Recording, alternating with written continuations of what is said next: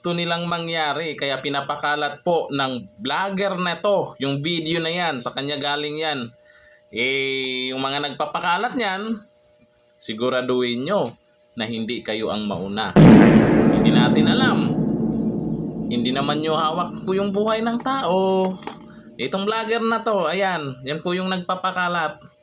Di ba? Siguro gustong-gusto na talaga nilang mangyari yan kay Pastor Kibuloy. Paalala, si Pastor Kibuloy ay hindi pa po yan guilty. Pero yung iba dyan, bakit nasa kongreso pa? Guilty na yun ah. Si Franz Castro ba yun? Dapat yun yung habulin nyo.